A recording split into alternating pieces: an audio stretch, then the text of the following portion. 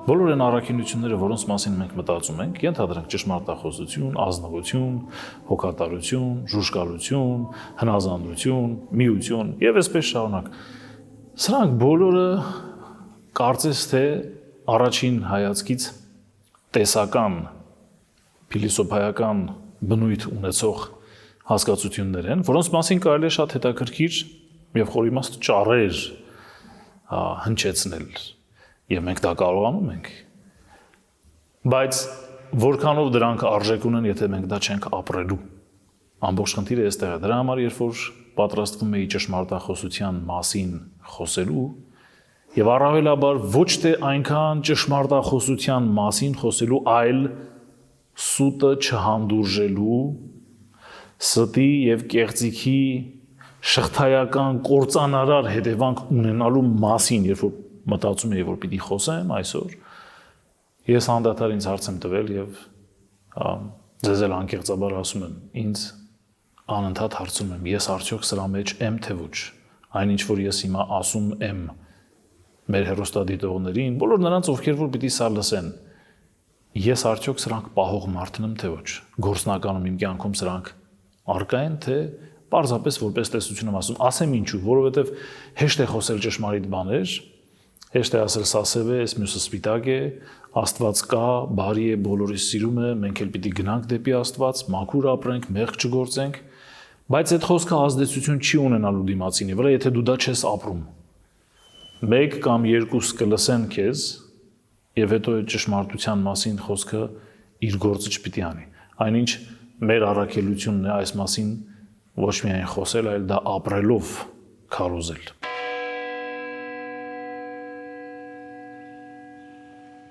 Ես հարց եմ տալիս, ինչու են մարդիկ ստում,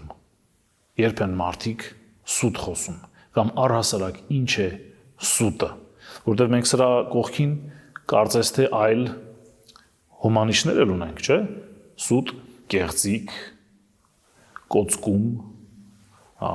զեղծարարություն, սրանք առաջին հայացքից են հոմանիշներ, բայց սուտը եւ կեղծիքը առնվազն մեկ կարևոր տարբերակող բնութագրիչ ունեն։ Սուտը չեղած երևույթը եղածի տեղ անցկացնելն է, կամ եղած երևույթը մերժելն է, որ չկա։ Կեղծիքը եղած ճշմարտությունը այլ կերպ ներկայացնելն է, սուտը, սխալը, գործված հանցանքը ինչ որ չափով ընդունելի կերպով ներկայացնել, այսինքն դու ոչ թե մերժում ես, այլ ընդամենը այլափոխում ես այն, ինչ որ կա, եւ ներկայացնում ես քո պատկերացրած դեմքով։ Սուրբ Գիրքը եւ անշուշտ բոլոր միաստվածական կրոնները հատկապես ստի դեմ պայքարը որպես առաջնագիծ են համարել։ Եթե գնանք տասնաբանյա պատվիրանների 9-րդը նայենք, հստակ է քո հարևանի դեմ սուտ վկայություն մի տուր, սուտ մի խոսիր, այսինքն մեղքեր, որոնք որ ի սկզբանե մերժվել են տասնաբանյա կոդեքսով, այսպես ասենք, օրենքների պատվիրանների, սրանք բնական է, որ մարդկությանը ամենաշատ հուզող եւ իրենց կյանքում ամենաշատ ներկա երևույթներն են, ուրեմն սուտը եւ կեղծիքը մարդկանց կյանքում, եթե հաշվի առնենք, որ ելից գիրքը մեզանից շուրջ 3500 առաջ արդեն ելիցի բովանդակությունը եղել է, տասնաբանյան հայտնի է եղել դեռևս Քրիստոսից առաջ 1500-ականներին, եթե չհաշվենք, որ մինչև շումերա-աքադական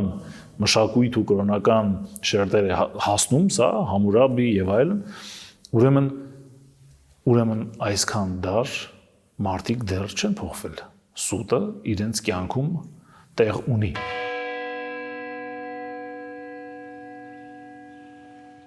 Ես ուզում եմ մի առակ պատմել եւ վերջում հարցադրում անել բոլոր նրանց, ովքեր որ հետևում են մեզ։ Պատկերացրեք, որ դուք ճանաչում եք երկու մարդու, մեկը հարուստ է, իսկ մյուսը աղքատ։ Մեկը ունի բազում հոտեր, կենդանիներ, գառներ, ոչխարներ, մեծ գյուղատնտեսական ունեցվածք ունի, այսպես ասենք, ֆերմեր է։ Եվ այն մյուսը ունի ընդամենը մի պարզ գառնուկ, մեկ գառնուկ, որը իր տան անդամի պես է, իր սեղանից է սնվում։ Այս հարուստ մարդուտուն հյուր է գալիս եւ հարուստը որոշում է աղքատի ունեցած գառնուկը մորթել եւ հյուրասիրել իր հյուրին։ Իմ հարցը հետեւյալն է. ինչ եք զգում դուք, երբ լսում եք այս պատմությունը։ Ես ամենից առաջ զգացողություն եմ ունենում արդարության կորուստի, անարդար պատմություն է այստեղ, որտեղ մեկը ինչքան ունի եւ այն մյուսը չունի։ Եվ միակին է զոհաբերում ստիպված։ Ես երբեմն զգացողություն եմ ունենում, որ երևի թե այդ հարուստ մարդուն դաս պետք էր տալ։ Բայց այս առակը պատմվում է մի շատ հետաքրքիր մարդու կողմից, ահա թե ինչպիսի դեպքերից հետո։ 5 տակարանի թագավորությունների երկրորդ գրքում պատմվում է Դավիթ արքայի մասին, որը կեսօրից հետո, ինչպես Աստվածաշունչն է ներկայացնում, եւ մինչև հիմա էլ ես ամեն անգամ այդ դրվագը կարդալուց զարմանում եմ, թե որքան անկեղծ կարող է լինել Աստվածաշունչը, որքան քիչ բան կա այնտեղ դիտավորյալ, քողարկված, թաքցված, կեղծված, զրո սուտ, որտեղ եթե սուտ կար, հենց այս պատմությունը չպիտի լիներ։ Աստվածաշունչն ասում է Դավիթը կեսօրից հետո քայլում է իր ապարանքի կտուրով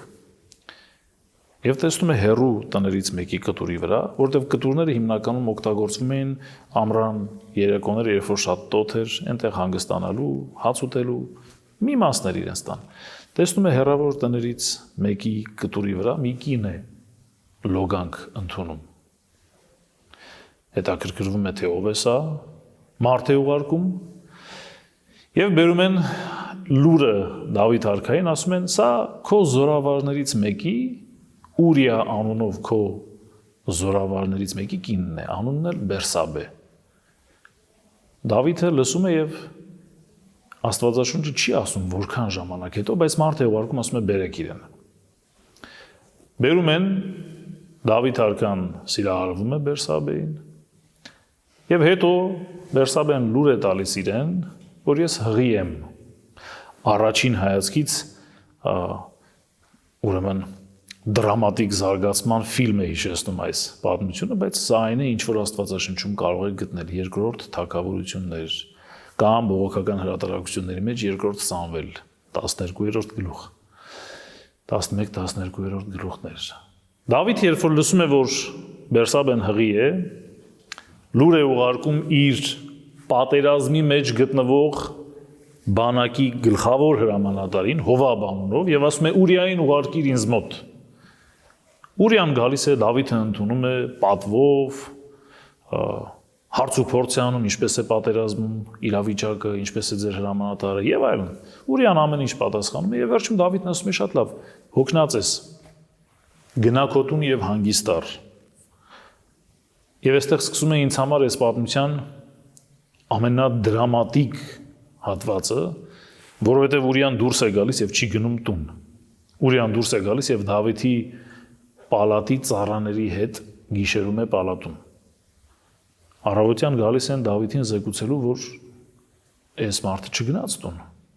Եվ հետն էլ Դավիթն էլ ընծա էր ուղարկել Ուրիային տուն։ Հասկանալի է ինչու համար, չէ՞։ Երբ որ Դավիթը իմանում է, որ չի գնացել Ուրիան, կանչում է, նորից խոսում են, այս անգամ արդեն սեղան են գցում եւ ոգելից խմիչք է խմել տալիս, որպեսզի արբեցնի,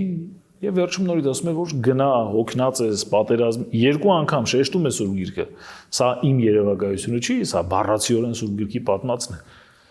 Եվ Ուրիան պատասխանում է, ասում է, որ երբ որ շատ է համառում արքան, ասում է,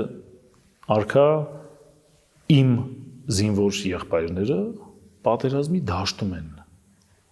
Ուխտի տապանակը, որի մեջ Իսրայելի գլխավոր սրբություններն էին, հա,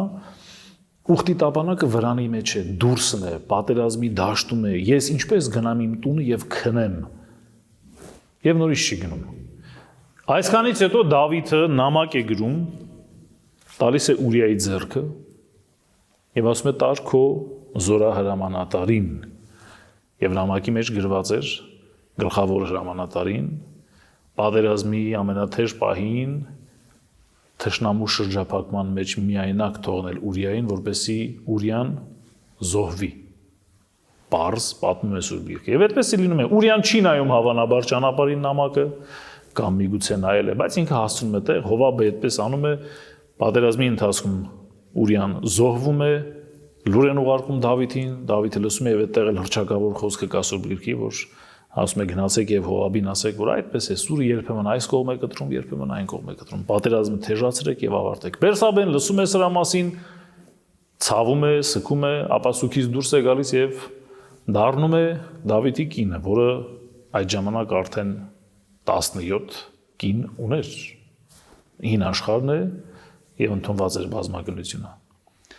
Դեպքից հետո Արակը, որ ես քիչ առաջ պատմեցի եւ հարցրեցի, թե ինչ զգացողություն եք ունենում, երբ լսում եք այս մասին, գալիս է Նաթան մարգարեն է Դավիթ արքային պատմում։ Եվ երբ որ Նաթանը պատմում է այս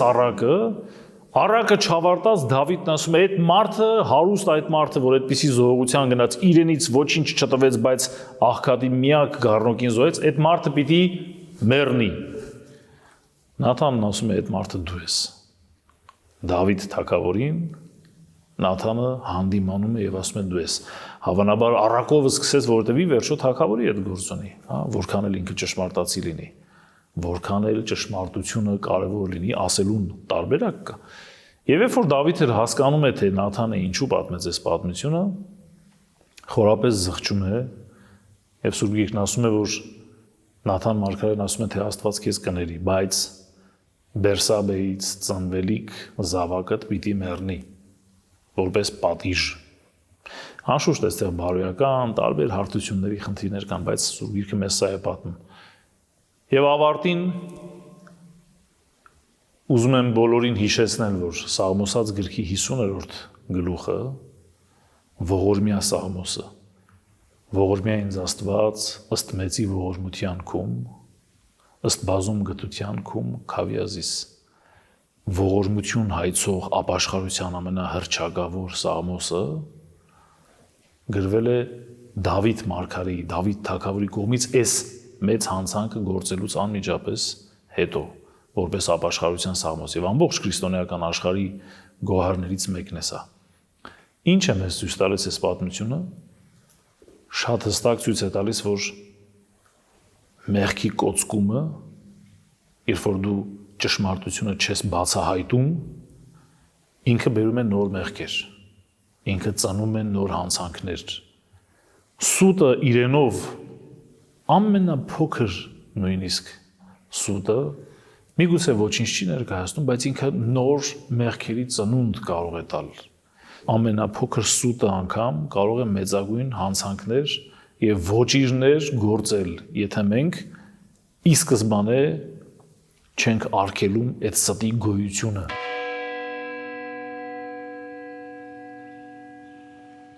Տարբեր պատճառներով մարդիկ կարող են սուտ խոսել, մարդիկ կարող են ստել, որովհետև մեղքի զգացողություն, որովհետև գիտեն, որ սխալ են արել, գիտեն, որ հանցանք են գործել, գիտեն, որ արգելված մի բան են արել եւ պիտի սուտ խոսեն։ Հնարավոր է եւ ինչ որտեղ նաեւ ճակերտներով ասած, ինչ որտեղ բնական է, բայց այդ սուտ խոսելուց հետո է, որ մենք պիտի գանք էլի Հովհաննեսի ավետարանին եւ հիշենք, որ եթե մենք մնում ենք ստի մեջ, ուրեմն ընդունում ենք, որ մեր հայրը սատանան է։ Սատանան ինքը կեղծիք է, սատանան ինքը հակառակորդն է, հակապատկերն է սրբության, աստվածայինի եւ լույսի եւ ցանկացած իրականության խեղում, ժխտում, մերժում, քողարկում, կեղծում, զեղծում, որ բառով ուզում եք վերցրեք, որևէ նման քայլ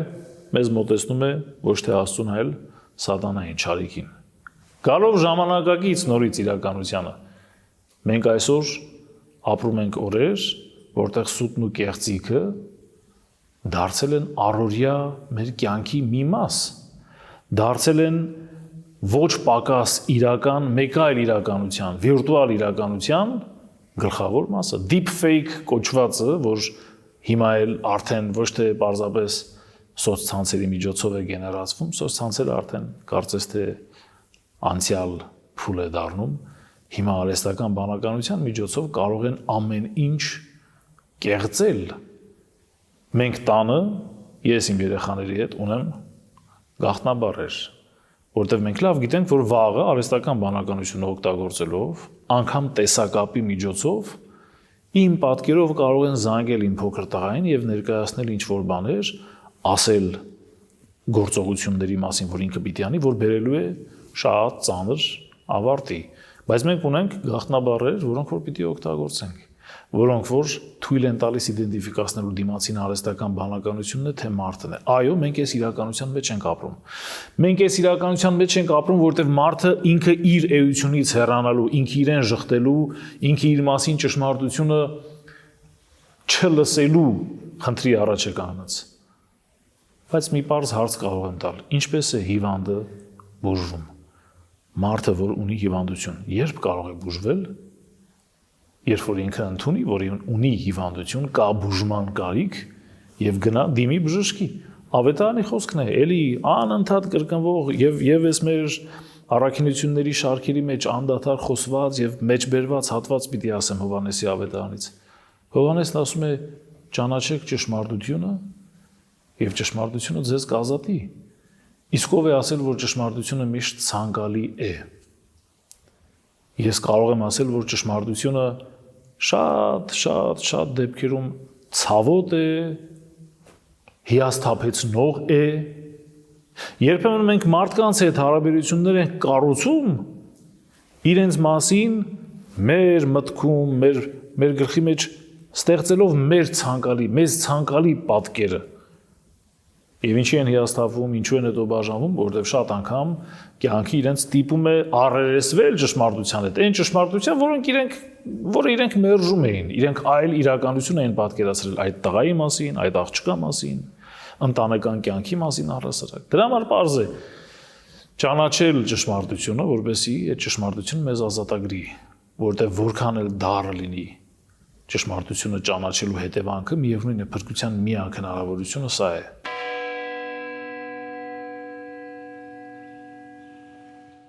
Եկեղեցին մեզ անդադար ապաշխարության կոչ է անում։ Այդ ապաշխարությունը ինքնամաքրման process-ն է։ Չկա մարդ, որ մեղք չգործի, այո, մենք շատ ենք ասում այս խոսքը։ Ավետարանը Սուրբ Գիրքը մեզ հստակ է ասում, ով է մարդը, որ ապրի եւ մեղք չգործի։ Բայց դա չի նշանակում, որ մենք պիտի խուսափենք այդ մեղքերը խոստովանելուց եւ այդ մեղքերի հետևանքներից ազատվելու գործընթացից, որը հենց ապաշխարությունն է։ Պարզապես ես ուզում եմ հիշեցնել, որ ապաշխարությունն սկսվում է սխալը, մեղքը, հանցանքը գիտակցելուց հետո դրա համար զղջում ապրելու գործընթացից։ Եթե դու զղջում չես ապրել քո արած հանցանքի համար, դու երբեք դա խոստովանելու եւ ապաշխարության խորհրդի միջով անցնելու հնարավորություն չունես, որ պետք է տեսնել սխալը, ընդունել, որ դա սխալ է,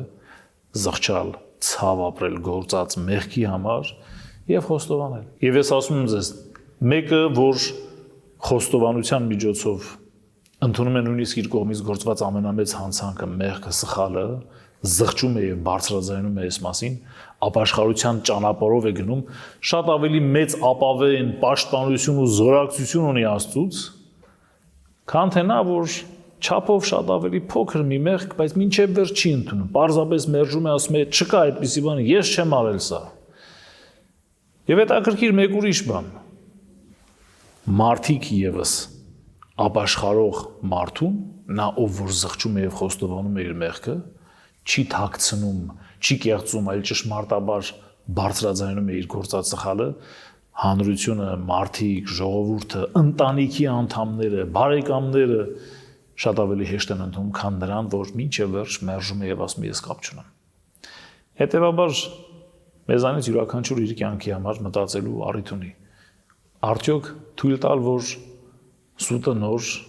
մեղքեր ու ոչիրներ ծնի, թե բարձրաձայնել գործված սխալի մասին, ազատագրվելով այդ սխալի ճիրաններից եւ ավելի մեծ ապավեն ու զորակցություն գտնելով Աստուծո հովանու ներքո։